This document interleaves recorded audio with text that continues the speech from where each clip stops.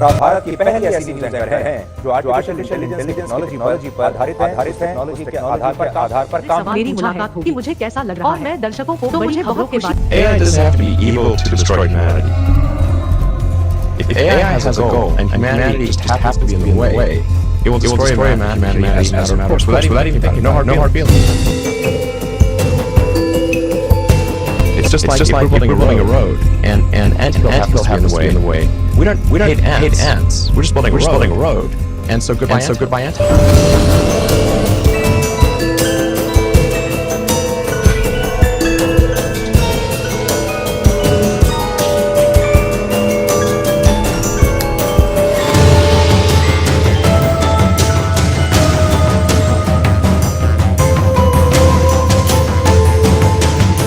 Rock, paper, scissors, shoot. I won. This is a good beginning of my plan to dominate the human race. Just kidding.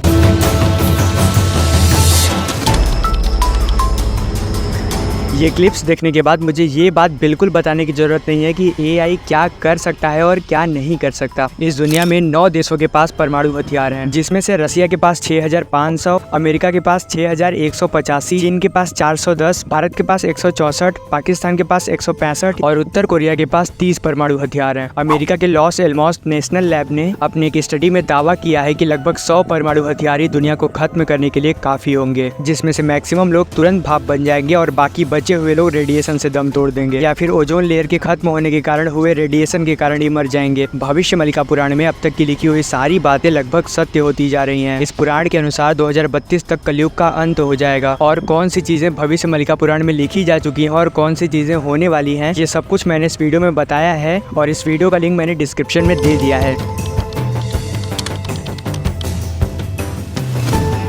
Shrimad भगवत पुराण में भगवान के 22 अवतारों का वर्णन मिलता है और वहीं कुछ और धर्म ग्रंथों के अनुसार भगवान के 24 अवतार बताए गए हैं, जिसमें से 10 अवतार प्रमुख हैं। गरुड़ पुराण के अनुसार ये 10 अवतार हैं: मत्स्य, कूर्म, वराह, नरसिंह, वामन, परशुराम, राम, कृष्ण, बुद्ध और कल्कि अवतार। पुराणों के अनुसार कल्कि अवतार का जन्म कलयुग के अंतिम चरण में होगा, जबकि अभी कलयुग का प्रथम चरण ही चल रहा है। कलयुग 4,32,000 वर्ष का है, जिसका अभी प्रथम चरण चल रहा है। कलयुग का प्रारंभ आज से 3102 ईसा पूर्व हुआ था, जब 5 ग्रह मंगल, बुध, शुक्र, बृहस्पति और शनि मेष राशि पर 0 डिग्री पर हो गए थे, तब कलयुग आरंभ हुआ था। इसका मतलब कलयुग के 5119 वर्ष बीत चुके हैं और 4,26,881 वर्ष अभी और बचे हैं। स्कंद पुराण के 10वें अध्याय में स्पष्ट वर्णित है कि कलयुग में भगवान श्री विष्णु का अवतार कल्कि के रूप में सांभल ग्राम में होगा। अग्नि पुराण के 16वें अध्याय में कल्कि अवतार का चित्रण तीर कमान धारण किए हुए एक घुड़सवार के रूप में किया गया है, जो भविष्य में अवतरित होंगे। वायु पुराण के 98वें अध्याय में भी लिखा है कि कल्कि अवतार भविष्य में होंगे, जबकि कुछ अन्य पुराण और बौद्ध काल की कवियों में ऐसा उल्लेख मिलता है कि कल्कि अवतार हो चुका है। निश्चित तौर पर अगर कल्कि अवतार जन्म लेंगे तो कली का भी जन्म होना चाहिए। तो आखिर कली का जन्म कैसे होगा, कहाँ होगा, किस रूप में होगा और उसके पास कौन सी शक्तियाँ होंगी, कौन सी सिद्धियाँ होंगी और इन दोनों ही लोगों के बीच युद्ध होगा कैसे, कैसा दिखता होगा युगों का सबसे बड़ा राक्षस कली। चलो जानते हैं।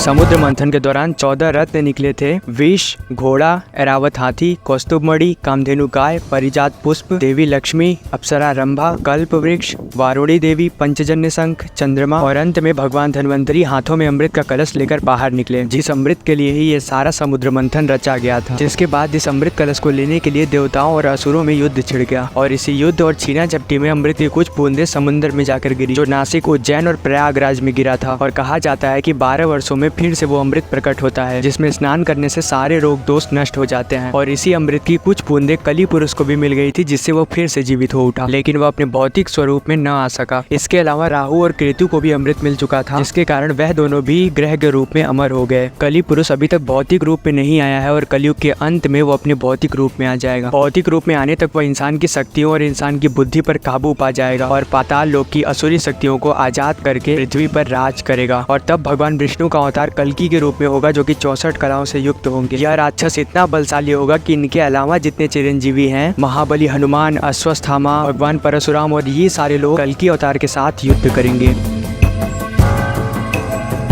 पृथ्वी का रेडियस 6400 किलोमीटर है और जिसे हम लोग विकसित विज्ञान कहते हैं, वही विज्ञान पृथ्वी के अंदर सिर्फ 12 किलोमीटर तक ही घुस पाया है। और 12 किलोमीटर अंदर ही साइंटिस्टों को कुछ अजीब अजीब आवाजें सुनाई देने लगी, जैसे अजीब तरह के रोने की आवाज, चिल्लाने की आवाज। अंटार्कटिका में हो रहे रिसर्च में कुछ साइंटिस्टों ने बताया कि पृथ्वी के अंदर कई सारी सिविलाइजेशन एग्जिस्ट करती हैं जो कि मानव से कहीं ज्यादा एडवांस है। वैसे तो कली पुरुष सबसे ज्यादा ताकतवर होगा, लेकिन हो सकता है कि इसका एक छोटा सा अस्त्र आर्टिफिशियल इंटेलिजेंस यानी कि AI हो। कुछ भी कहो, लेकिन सनातन धर्म सच में अद्भुत है। आपको क्या लगता है, कलयुग का अंत सच में इतना भयानक होगा?